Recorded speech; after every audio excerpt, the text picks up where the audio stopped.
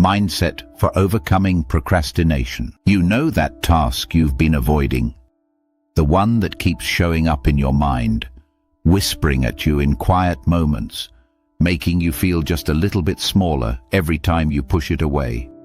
You're not lazy, you're not broken, and you're definitely not alone. What if I told you that procrastination isn't about discipline at all? You wake up with good intentions. Today's the day, you tell yourself. But then, the resistance shows up. That heavy feeling. That voice that says, not now, later, when you feel ready. So you scroll, you clean, you reorganize things that don't need to be organized. Anything but that thing. And with every hour that passes, the guilt gets heavier. The shame gets louder.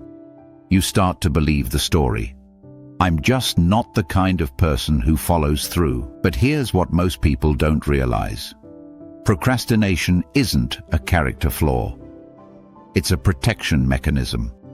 Your brain isn't sabotaging you. It's trying to save you from failure, from judgment, from the discomfort of not being perfect. Every time you avoid that task, you're not being lazy.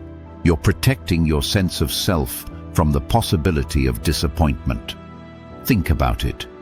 When you procrastinate on something important, it's usually not because the task is hard. It's because it matters.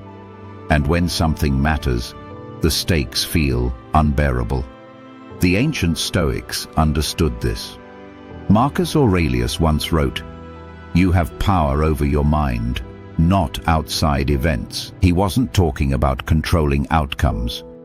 He was talking about controlling how you meet the moment.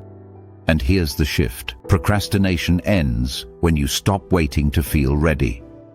Because you will never feel ready. That perfect moment, it doesn't exist. Confidence doesn't come before action. It comes from it.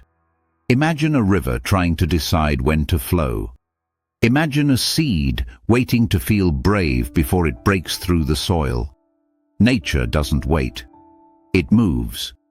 And that movement, no matter how small, creates momentum. I want you to picture someone you admire.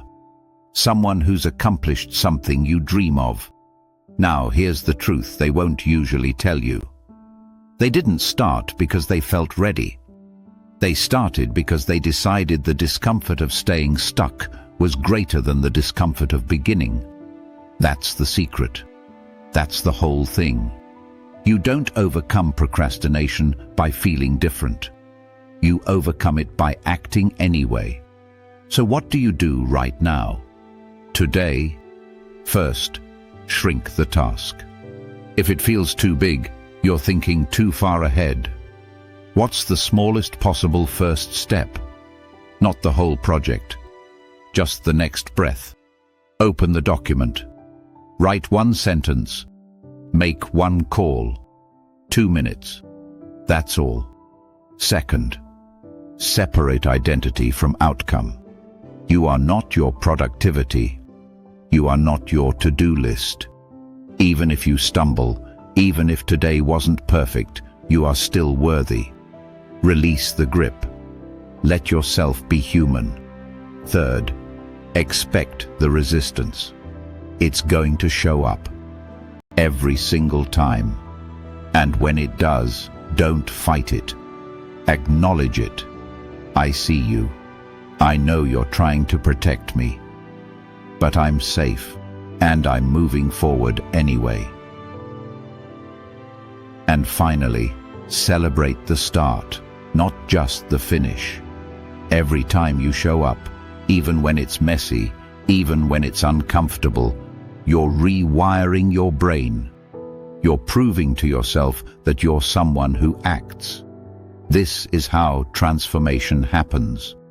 Not in one giant leap, but in 1,000 tiny choices to show up when it would be easier to hide. So today, right now, what's one thing you've been avoiding? Not tomorrow, not when you feel inspired. Right now. Because on the other side of that resistance is the version of you that you've been waiting to become, and they're not waiting anymore. They're already moving.